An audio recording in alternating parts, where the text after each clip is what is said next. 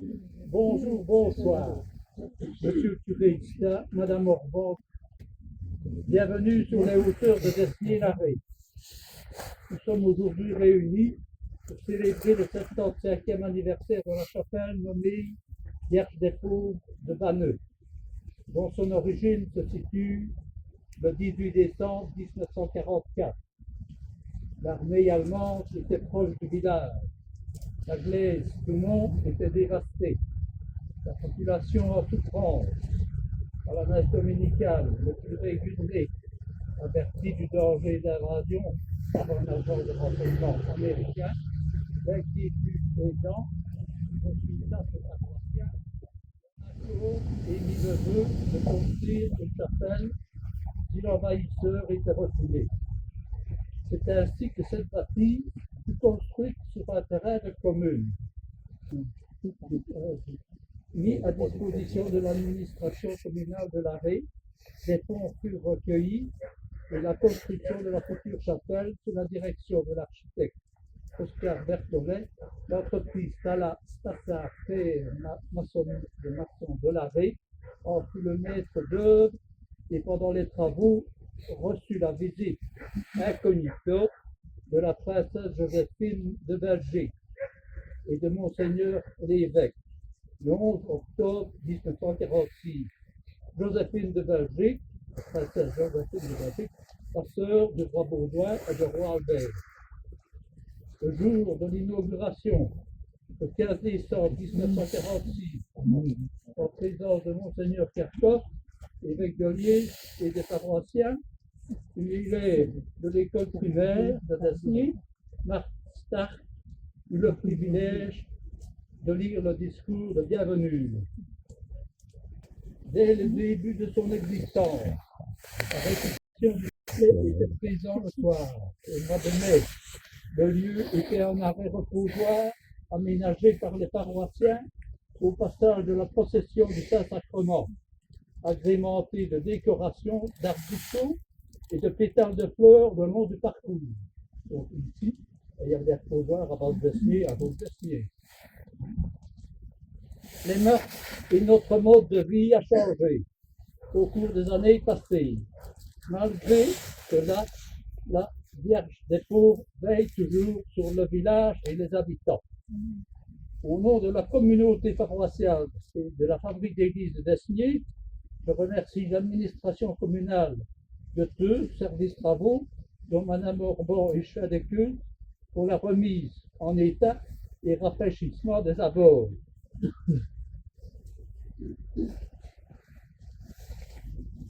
Merci aux fidèles paroissiens, proches de ce lieu, ainsi que d'autres visiteurs anonymes qui veillent à l'entretien, respect et à l'embellissement floral en venant se recueillir dans la sérénité et changer d'atmosphère, dans un monde surmené et de doute, en langage moderne, rechargé des batteries. Merci à Annette, Jean-Louis, Jean-Luc qui organise cet événement. Merci à vous tous présents ce soir. Merci à monsieur le curé qui va officier la messe ce soir et donc je vous invite à participer. Voilà.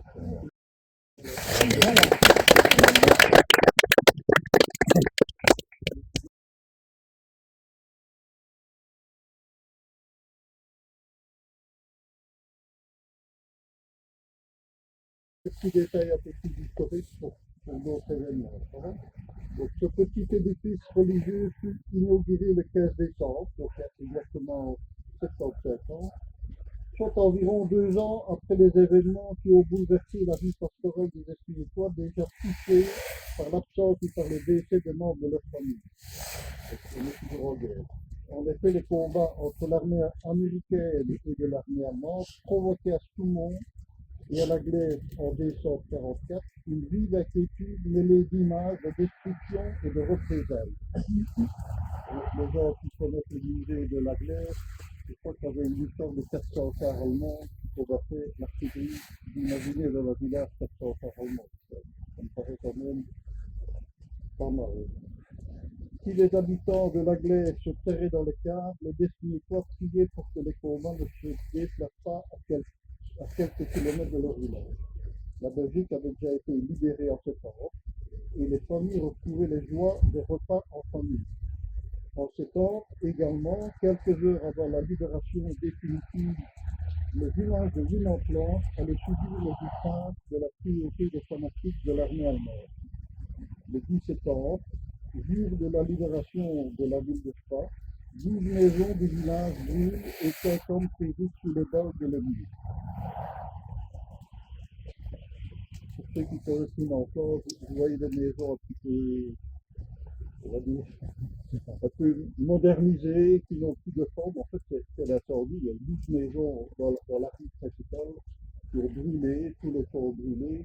Et donc, ils ont construit avec des petits moyens après la guerre. Et donc, la rue est un petit peu, on va dire, elle a perdu un peu de sa valeur de patrimoine.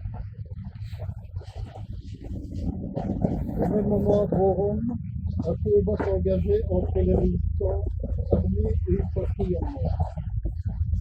À nouveau, des personnes périssaient sous les balles de l'ennemi. Après ce drame, ces maisons incendiées et ces braves hommes disparus, le définitoire priait pour un avenir meilleur jusqu'à la mi-décembre. Jour d'une nouvelle offensive allemande qui allait faire autant de dégâts que pendant 4 années de guerre. La Bégurier priait avec les villageois apeurés et toujours traumatisés des drames de ce temps. Le 18 décembre, à l'occasion de la messe du dimanche matin, le curé et les paroissiens se tournaient vers la Sainte Vierge et faisaient le vœu d'élever une chapelle si le village échappait aux destructions et aux pertes humaines. Peu après, l'armée américaine rassurait les villageois car les Allemands se repliaient vers la Syrie, faute d'avoir été approvisionnés en carburant. Le 24 décembre, il n'y avait plus d'Allemands sous monde, la Blaise. En remerciement à la Vierge Marie d'avoir protégé le village, le curé et les paroissiens pensaient alors à exaucer le vœu tant désiré. Après des prières et des collectes, la construction se réalisa en 1946. Donc le 15 décembre 1946, il y a 75 ans que la chapelle était inaugurée avec la présence des villageois et des autorités religieuses et civiles. Une petite fille, Marc, lit un texte de bienvenue.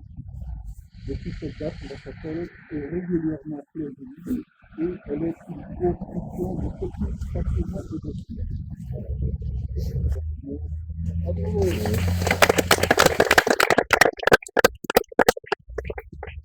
Je pense qu'il y aura plus des pauses que prévu.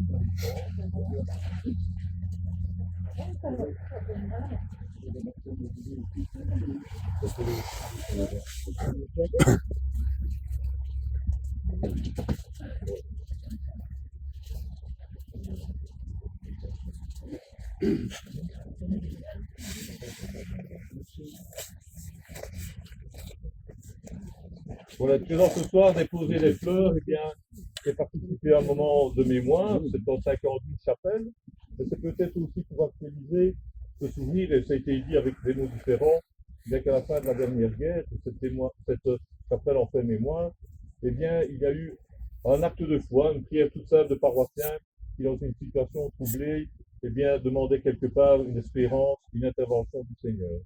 Ça, c'est le passé, mais on peut se rappeler, puisque Marie Abaneuse s'appelle elle-même la Vierge des Tours, et bien que, en toute situation de pauvreté, encore aujourd'hui, que ce soit personnellement ou ensemble, ou en famille, bien, dans la difficulté, on peut toujours se tourner vers le Seigneur et compter sur lui pour répondre et avoir son soutien. Alors, en mémoire des défunts, bien sûr, de la dernière guerre, de ceux qui ont souffert pendant cette guerre, que ce soit civile ou militaire, mais en même temps, pensant aussi à toutes les souffrances actuelles qu'il y a autour de nous, suite aux inondations, mais aussi, ça peut être simplement des problèmes de santé ou des difficultés économiques. Eh bien, tournons-nous un instant vers Marie, pour lui confier justement toutes ces personnes dans un moment de silence, nous rassemblerons toutes ces prières dans un Je vous salue Marie, nous aurons l'occasion de revenir cette chapelle et de recevoir la bénédiction du Seigneur.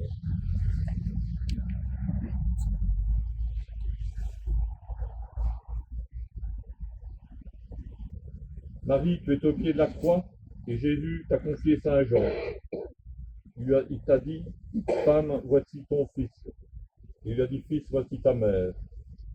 En faisant ce geste, Jésus nous a confié aussi à ta bienveillance, à ta bonté, à ta fidélité. Aussi, nous représentons ici un tas de personnes qui ne sont pas là et qui sont avec nous en pensée. Peut-être aussi les personnes que nous avons connues.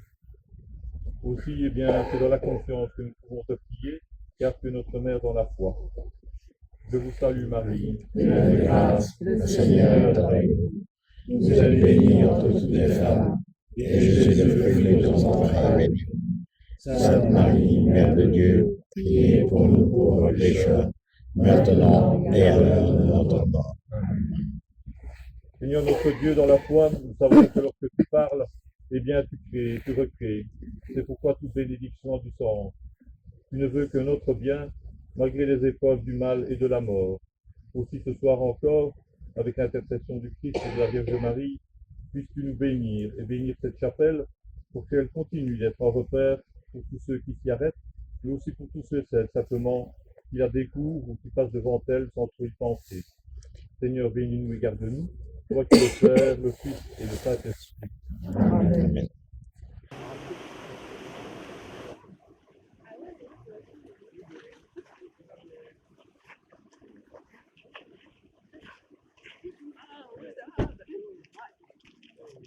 Vai do que é? Là, le moment. Oui.